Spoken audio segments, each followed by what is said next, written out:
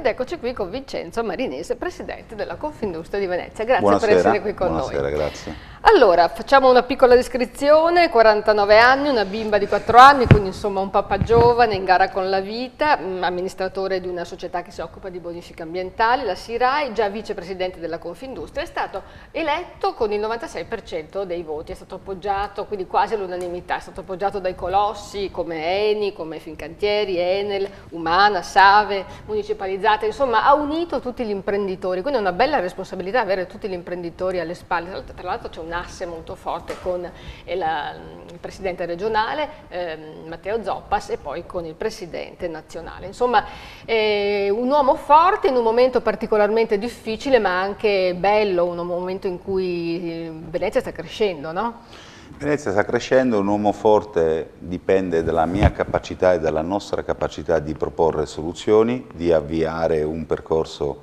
ancora di crescita. Ieri, come diceva prima, abbiamo visto il Presidente Renzi, abbiamo detto lui alcune cose di cui discuteremo dopo. E il mio primo commento dopo l'elezione è stato che devo convincere quel 4% che non mi ha votato. E la mia missione è quella di soddisfare il 96% che mi ha votato, di convincere il 4% e di lasciare in eredità al prossimo Presidente almeno alcune cose fatte nell'ottica dello sviluppo del territorio. Ecco, cosa c'è da fare? Ecco, parliamo subito di Renzi. Che cosa vi siete detti con Renzi? Di cosa ha bisogno in questo momento Venezia per ripartire? Ma Venezia è già ripartita, è ripartita da 3 anni e questo è un dato positivo. Io ritengo e ho detto a Matteo Renzi che noi vogliamo giocarci le nostre carte. Abbiamo un tessuto produttivo forte, che ora descriverò, abbiamo delle eccellenze, cresciamo 5 volte il Veneto, l'abbiamo dato che abbiamo avviato nel 2015, confermato nel 2016, vogliamo crescere ancora di più, vogliamo investire nella piccola e media impresa e dobbiamo nel territorio poterci giocare le nostre carte, senza chiedere contributi, senza chiedere l'elemosina a nessuno, ma investendo sulla nostra capacità di inventiva, produttiva e imprenditoriale. Ecco, Venezia cresce di più che le altre province del Veneto in questo momento? Dai dati che noi abbiamo, Venezia è cresciuta di più rispetto alle altre province, come media regionale. Il Veneto dall'altra parte ha raggiunto un record importante perché il Veneto è la prima piattaforma logistica d'Europa. Venezia cresce dell'8%, è una crescita essenzialmente che riguarda le aziende che internazionalizzano, che sono più presenti all'estero, e invece le aziende che lavorano nel mercato interno crescono molto di meno e fanno molto più fatica. Ecco, questo è un po' il tallone d'Achille, no? Cioè i lavori aumentano sì i posti di lavoro nel nostro paese, però sono precari, sono insicuri, sono incerti, no? Questo è il problema.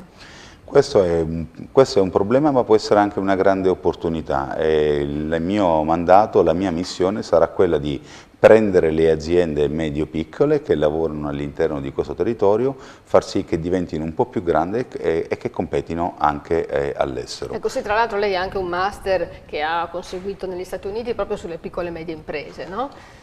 Le nostre piccole e medie imprese sono vulnerabili perché rispetto a un sistema europeo sono delle micro aziende.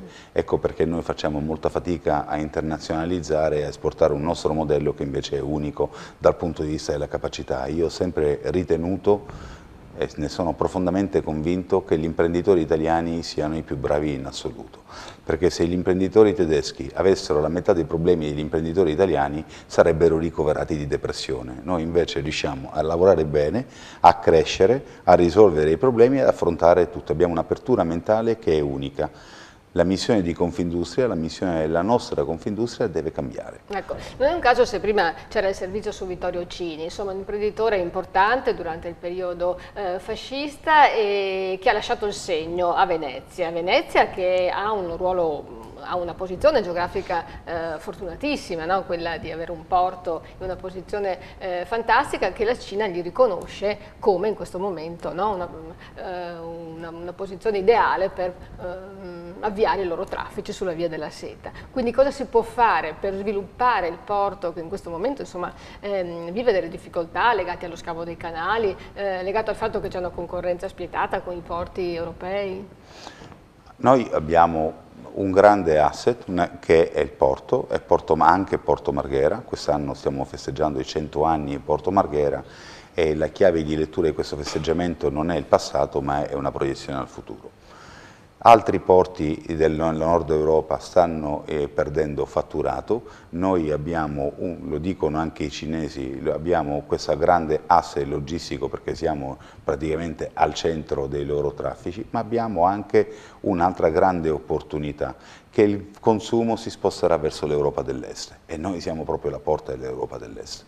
Dobbiamo prendere questa occasione avviando delle iniziative. L'iniziativa che io ho chiesto ieri a Matteo Renzi, un'iniziativa semplice, banale, perché attraverso un emendamento possiamo sancire il principio che la zona franca che attualmente abbiamo qui a Venezia, a Porto Marghera, che è di soli 8.000 metri quadri, debba essere allargata.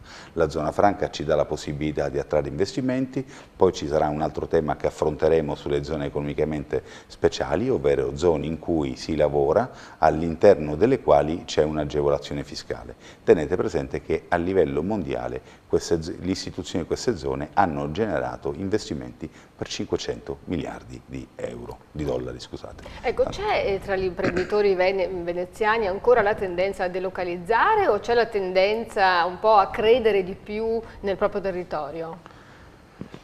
Noi abbiamo, secondo me, un problema che è comune a tutti i territori, non ci crediamo, viviamo i nostri problemi e non crediamo che possiamo invece uscirne. Oggi la partita è centrale sui territori, abbiamo un sistema, il nostro paese, che ha dei problemi che conosciamo bene, un debito pubblico alto, degli interessi altissimi, abbiamo un eccesso di burocrazia e inevitabilmente la competizione si sposterà nei territori, in quei territori che sapranno esprimere delle eccellenze. Noi abbiamo un tessuto industriale importantissimo, abbiamo un tessuto culturale che conosciamo, una storia che ci trasciniamo nel corso del tempo e che ci rende orgogliosi di far parte di una città come Venezia, Venezia conosciuta da tutti, dobbiamo diventare orgogliosi di essere cittadini veneziani, imprenditori veneziani, lavoratori veneziani e soprattutto genitori di bambini che cresceranno in questo tessuto e dovranno inevitabilmente rimanere in questo territorio, nell'ottica della crescita e dello sviluppo. Sembrano parole spot elettorali, ma io non sono candidato a nulla, sono soltanto una persona che ha prestato il proprio servizio all'interno di un'associazione di categoria, il cui mio mandato durerà 4 anni, finito il quale tornerò a fare l'imprenditore e pertanto lo faccio nello spirito di sacrificio perché sono, credetemi, assolutamente convinto delle nostre potenzialità. Sta soltanto a noi la capacità di crederci, la tenacia di volerlo fare e la perseveranza di continuare a farlo. Ecco, quindi Confindustria in qualche modo con la sua presidenza vuole dare un'iniezione di entusiasmo, no? Ha anche delle soluzioni già concrete che può così un attimo anticipare o preferisce rimanere così ancora nel vago in attesa che si sviluppino gli eventi? Anche perché gli imprenditori dicono a non fare squadra, no? Nel Veneto. No, noi dobbiamo far squadra, io non ho nulla da anticipare perché il mio programma l'ho enunciato a tutti, sarà pubblicato su internet, noi dobbiamo giocare essenzialmente 3 partite. La prima partita è la valorizzazione di Porto Marghera, dobbiamo dimenticarci che Porto Marghera sia un problema, ma Porto Marghera è una grande potenzialità.